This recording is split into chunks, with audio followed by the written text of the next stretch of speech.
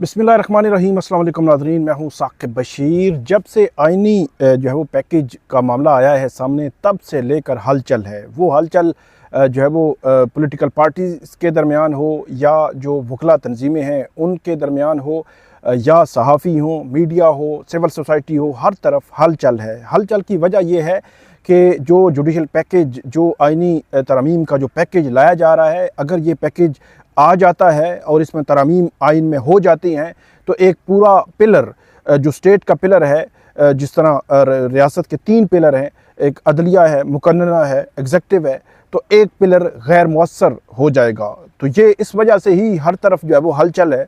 उस हलचल के हवाले से ही आपके सामने ख़बर रखनी है। कल आपको मैंने बताया था कि Karachi bar association, Khyber Pakhtunkhwa bar council, Balochistan bar council बोली है, उन्होंने मज़म्मत की है और रिजेक्ट किया है उन आइनी तरामीम को।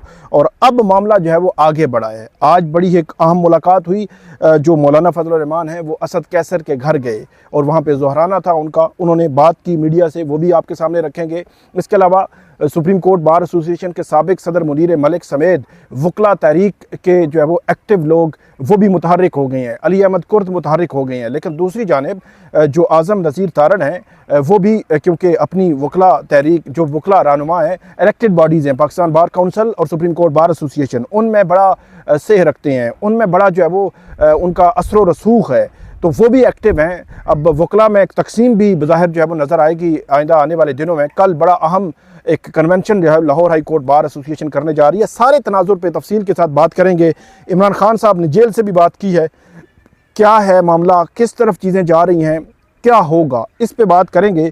सबसे पहले हम शुरू करते हैं सुप्रीम कोर्ट बार एसोसिएशन के 25 जो वकला हैं उनकी जानिब से जो एक अहम जो पब्लिक स्टेटमेंट जो वो जारी की गई है। ये पब्लिक स्टेटमेंट जो है, जब हम ये वीडियो कर रहे हैं 5:30 बजे हैं, पाकिस्तान बार काउंसिल और सुप्रीम कोर्ट बार एसोसिएशंस, उनके जो एग्जेक्टिव बॉडीज़ के इजलास हैं वो बुलाए गए हैं। तो इससे कबल ये पब्लिक स्टेटमेंट जारी की है। इस पब्लिक स्टेटमेंट जारी करने वाले में कौन से नामी ग्रामी वकला शामिल है वो आपको मैं बताऊंगा। लेकिन इस पब्लिक स्टेटमेंट में लिखा हुआ क्या है, एक तो उन्होंने ये कहा है कि हमें पता चला है कि आज सुप्रीम कोर्ट बार एसोसिएशन ने एक जो है वो एग्जेक्टिव बॉडी जो रिप्रेजेंटेटिव हैं इस पाकिस्तान बार काउंसिल के और सुप्रीम कोर्ट बार के, उन्होंने एक इजलास बुलाया है जिसमें अमेंडमेंट्स के हवाले से एजेंडा जो है वो शामिल है।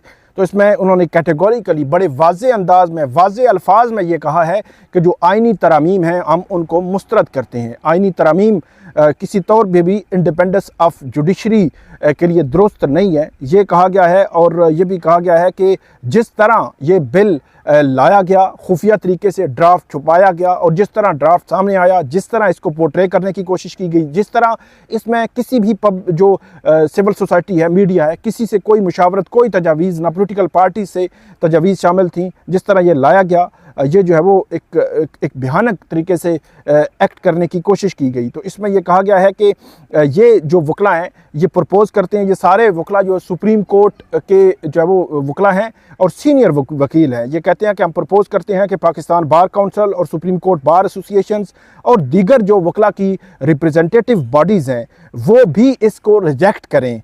ये जो आइनी तरमीम है इनको रिजेक्ट करें, और अगर उन्होंने इससे अलग मौक़िफ़ लिया, मुख्तलिफ मौक़िफ़ लिया, तो वो हमारा मौक़िफ़ नहीं होगा। ये कहा है इन वकला ने।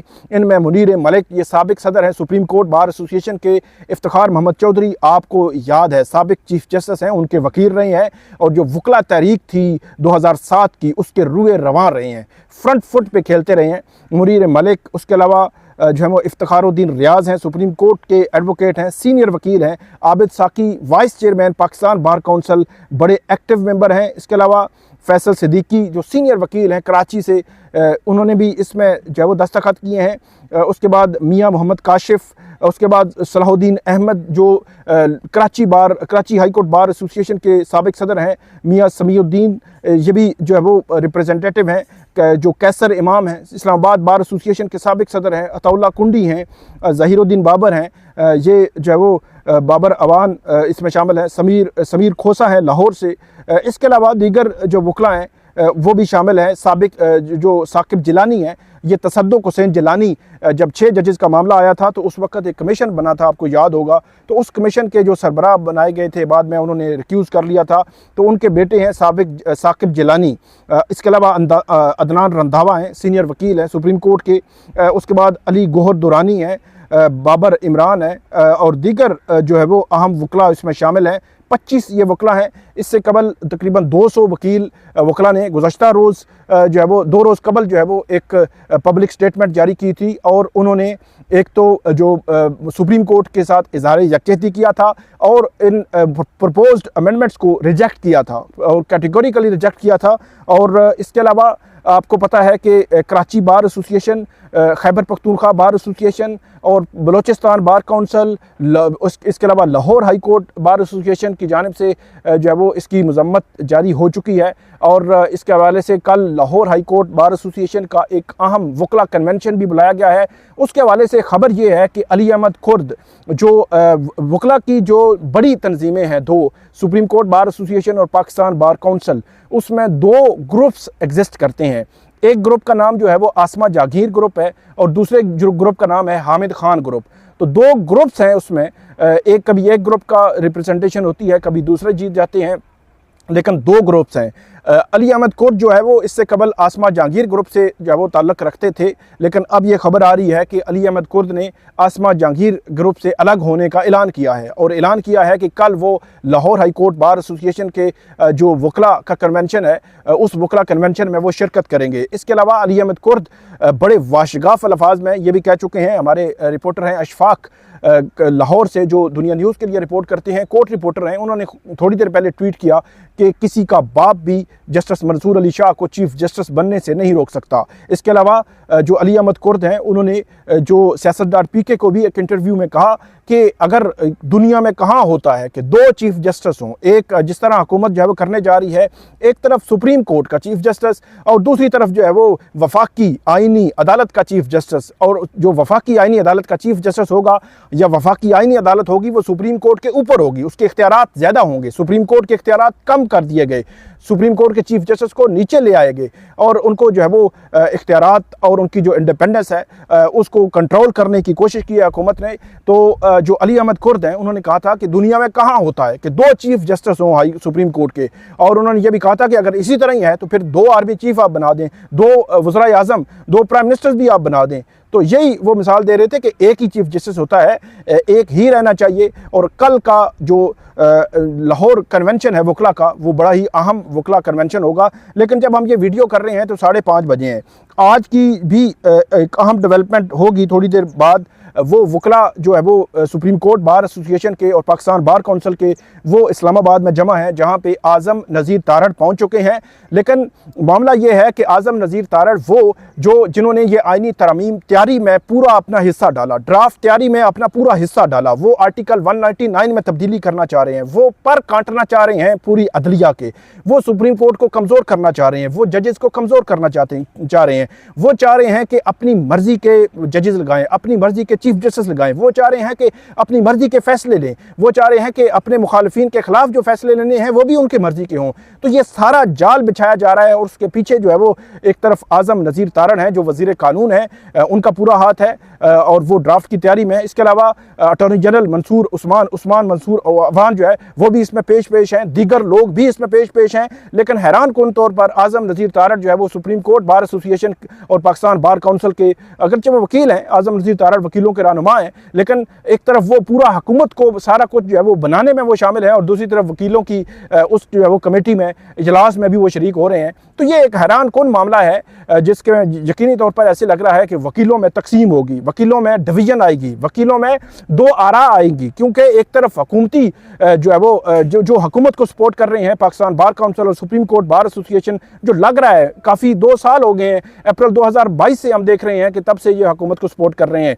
हर मामले में हुकूमत को सपोर्ट कर रहे हैं। अब भी ऐसे लगता है कि वो हुकूमत को सपोर्ट करेंगे, लेकिन दूसरी तरफ ये मैंने आपको 25 वकला, ये साबिक जो है वो वकील रहनुमा हैं, इनके नाम गिनवाए, एक्टिव हैं, बड़ा नाम है इन वकला का। इसी तरह अली अहमद कुर्द हैं, लाहौर बार है, इसी तरह कराची बार है, इसी तरह खैबर पख्तूनख्वा बार है, बलोचिस्तान बार काउंसिल ने तो चीफ जस्टिस काजी फाइज ईसा के दौर को वर्स्ट तरीन दौर जो है वो करार दिया। तो इस सिचुएशन में वकील तकसीम तो ज़रूर होंगे, लेकिन मुझे ऐसे लगता है कि कोई ना कोई जो वकला तहरीक है वो इस सारे हिजान से जन्म ले सकती है, लेकिन वो जन्म कैसे लेगी, कब लेगी, किस तरह लेगी, अब ये जो है वो देखने वाला मामला है कि मामला ये कहाँ पे जाकर रुकता है।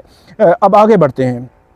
असद कैसर ने आज जोराना दिया था मौलाना फजल रहमान को, वो वहाँ पे पहुँचे, मीडिया से बात भी की। उन्होंने मीडिया से बात क्या की, उन्होंने कहा कि खाना खाने आए थे, खा कर जा रहे हैं, हुकूमत का मुसवदा मुकम्मल तौर पर मुस्तरद कर दिया है। अब तो ये भी कह रहे हैं ये हमारा मुसवदा नहीं था, जो मुसवदा पहले फराहम किया गया था वो क्या खेल था, मुताला करने के बाद वो मुसवदा किसी लिहाज से काबिल कबूल नहीं था, ये कौम से बड़ी ख़यानत होती अगर उसका साथ देते।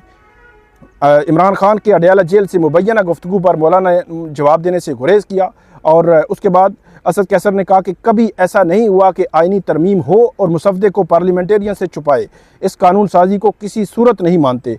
कल लाहौर में वकला कन्वेंशन है, हमारे पास हुकूमत ने ऑफिशियली चोर पर कोई ऑफिशियली जो है वो कोई रब्ता नहीं किया, और हमारे अगवा MNAs वापस आ गए हैं। और इन्होंने असद कैसर ने यह भी कहा कि राब्तों में हूँ, अली अमीन और मौलाना फजल रहमान की मुलाकात हो सकती है।